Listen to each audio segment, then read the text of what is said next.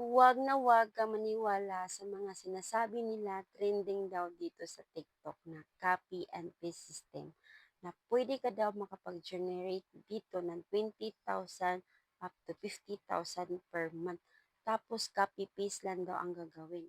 Yes, tama po yung narinig mo. Kasi alam nyo ba at first, isa din ako sa hindi naniniwala at isa din ako sa takot sumubok. Pero nag-try pa din ako. And thanks God kasi right now, isa din tayo sa naka-generate ng 20,000 up to 50,000 per month na kahit part-time ko lang siyang ginagawa. Pwede ito sa OFW, government employee or employed.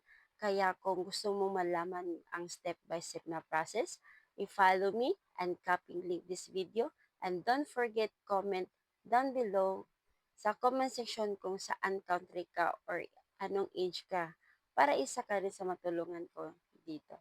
See you and God bless everyone. Bye-bye.